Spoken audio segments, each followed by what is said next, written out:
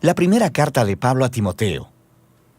Pablo pasó muchos años viajando, empezando nuevas iglesias, y en esta misión desarrolló un gran equipo de colaboradores. Timoteo era uno de ellos. Cuando Pablo estaba en la ciudad de Listra, conoció a las fieles abuela y madre de Timoteo, y fue impresionado por la pasión y la devoción de Timoteo por Jesús. Así que Pablo lo discipuló por muchos años y eventualmente empezó a enviarlo en misiones a diferentes iglesias. De manera que cuando Pablo supo acerca de un grupo de líderes que se infiltraron en la influyente iglesia de Éfeso, estaban esparciendo enseñanzas incorrectas acerca de Jesús y lo que significa seguirle, él envió a Timoteo para confrontar a estos líderes y restaurar el orden en esta iglesia. Así que después de que Timoteo llegó, Pablo les envió esta carta para darle seguimiento a los efesios e instruir a Timoteo sobre cómo cumplir esta misión. Esta carta tiene un diseño realmente genial. Hay un encargo inicial y otro final a Timoteo, para que vaya y confronte a estos líderes y a su mala teología. Y estos encargos rodean dos grandes secciones centrales de la carta, que están llenas de instrucciones realmente prácticas acerca de los problemas a los que Timoteo se enfrentaba en la iglesia de los Efesios. Y finalmente, estas secciones están conectadas o concluyen con 3 poemas. Cada uno de ellos exalta al Jesús resucitado como el Rey del mundo. Profundicemos y verás cómo luce todo esto. Pablo inicia la carta recordándoles cómo envió a Timoteo a Éfeso para confrontar a estos líderes que estaban esparciendo su extraña enseñanza. Les describe cómo estos tipos están obsesionados con especular acerca de la Torá, específicamente acerca de las primeras historias y las genealogías en el libro de Génesis. Y como veremos después, habían desarrollado toda clase de enseñanzas raras acerca de la comida, el matrimonio y el sexo, que no eran consistentes con las enseñanzas de Jesús o de los apóstoles.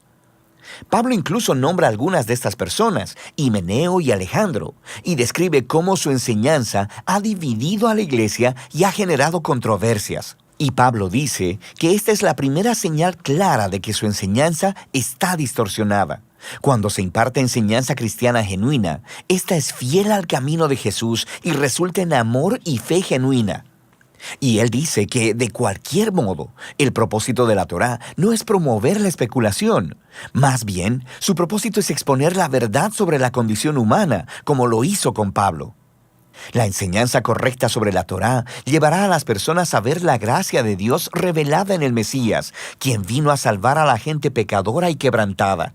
Así que Pablo concluye aquí con un poema que, por sobre todo, honra al rey y llama a Timoteo a detener a estos hombres y sus enseñanzas. Y luego aborda temas muy específicos de esta iglesia, causados por los falsos maestros. Primeramente, llama a Timoteo a tener reuniones de oración regulares para orar por la paz y por los líderes gobernantes de Roma.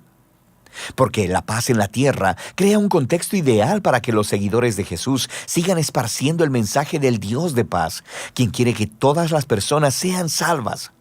El Dios que envió a Jesús como el único mediador para dar su vida en rescate por todos. En contraste con los falsos maestros, Pablo le recuerda a Timoteo que Dios quiere rescatar al mundo entero y orar hará que este propósito se mantenga presente en sus mentes.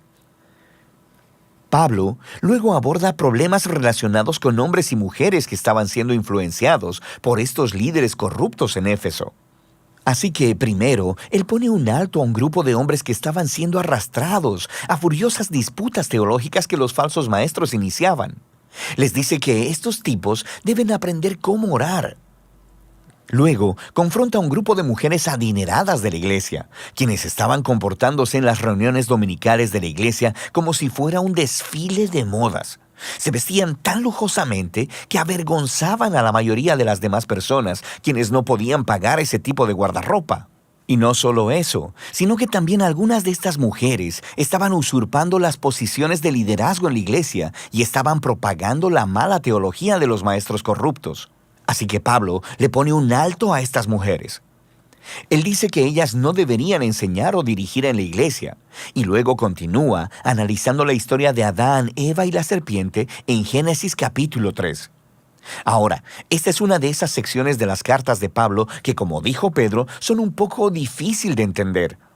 Algunos piensan que Pablo está prohibiendo que las mujeres siempre enseñen o dirijan a los hombres en cualquier iglesia, y que sus comentarios acerca de Adán y Eva demuestran cómo Dios ha ordenado que solo los hombres pueden ser líderes en la iglesia. Hay otros que piensan que Pablo está prohibiendo que las mujeres tengan autoridad de liderazgo sobre los hombres en la iglesia. Pero una vez que hayan sido educadas, ellas pueden y deben enseñar como líderes en la iglesia bajo el liderazgo masculino. Y aún hay otros que piensan que Pablo solo está prohibiendo a estas mujeres específicas de Éfeso y que sus comentarios sobre Adán y Eva son una comparación sobre cómo estas mujeres han sido engañadas por los falsos maestros. Cualquiera que sea la perspectiva que adoptes, Pablo es claro al decir que estas mujeres efesias necesitaban ponerse bajo el liderazgo de Timoteo y tener una adecuada educación teológica. Y la meta es ayudarlas a crecer para que un día ellas puedan ser como las excelentes ministras que Pablo menciona en sus otras cartas, como Febe, Junias o Priscila. Pablo continúa abordando esta crisis de liderazgo y ordena a Timoteo a designar a un pequeño y saludable equipo de esposos y padres, quienes actuarán como ancianos o supervisores de la iglesia. Estos deberían ser hombres de carácter e integridad excepcional, quienes trabajarán al lado de un equipo de diáconos, una palabra griega que significa sirviente, quienes son hombres y mujeres quienes dirigen y hacen el ministerio de la iglesia y quienes deben tener el mismo tipo de carácter que los ancianos. Y todas estas personas deben ser reconocidas por sus relaciones saludables dentro de sus familias, porque ello demostrará su habilidad para dirigir en la iglesia, que es la familia de Dios. Y la manera de vivir que practican todos juntos es consistente con la historia acerca de Jesús, la cual se explora en el poema final sobre su encarnación, muerte, resurrección, exaltación como rey y sobre la extensión de su nueva familia a través de todo el mundo. El segundo cuerpo de instrucciones para Timoteo es, de nuevo, muy específico a los problemas que fueron causados por estos malos líderes. Así que él primero corrige su mala teología. Ellos han estado diciendo a la gente que dejen de comer cierta clase de comidas, probablemente carne, y que dejen de casarse, lo cual Pablo considera ridículo. Entonces, él se dirige a Génesis 1 y le recuerda a Timoteo que toda la creación es muy buena, incluyendo la comida y el matrimonio. Todo debe ser recibido con agradecimiento por aquellos que conocen y dan gracias al Creador. Pablo luego continúa para tratar los problemas del cuidado de las viudas en la iglesia. Este importante ministerio estaba siendo aprovechado por viudas jóvenes y adineradas, muy probablemente las mismas mujeres problemáticas del capítulo 2. Ellas se registraban para recibir el apoyo de la iglesia, pero luego pasaban sus días teniendo sexo casual y esparciendo chismes y haciéndole daño a la reputación de la iglesia en la ciudad. Pablo no iba a dejar pasar eso. Él dice que solo califican las viudas mayores que no tengan otro apoyo familiar, y en ellas la iglesia debe mostrar el amor y la generosidad de Jesús. Pablo luego trata algunos problemas entre los hombres mayores de la iglesia. Y Timoteo debe respetar su edad, pero no su conducta, que parece relacionada con el alcohol. Ellos están dañando la reputación de la iglesia en Éfeso, así que Timoteo debe, en amor, confrontarlos y pedirles que renuncien si están en el liderazgo. Y luego Pablo añade una nota interesante al margen, diciendo que sus instrucciones no significan que Timoteo nunca deba tomar alcohol. Debido a sus problemas estomacales, Timoteo probablemente debería tomar una copa de vino cada noche con su cena. Pablo luego trata un problema entre los esclavos cristianos, porque algunos de ellos estaban faltándole el respeto a sus amos cristianos. Así que sí, el Evangelio trae igualdad entre los seguidores de Jesús. Sin embargo, Pablo cree que esta igualdad necesita ser implementada de manera que no comprometa la misión y el testimonio de la iglesia. Si los cristianos se asocian con rebeliones de esclavos, ponen en juego su testimonio. La transformación cristiana del hogar romano debía ser implementada estratégicamente para que sus vecinos pudieran ser persuadidos y no ahuyentados de esta nueva visión de la familia de Dios.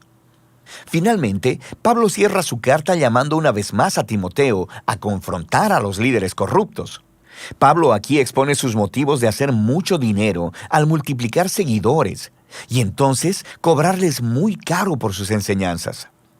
Estos maestros traicionaban a Jesús y a su mensaje de contentamiento y de vivir una vida simple.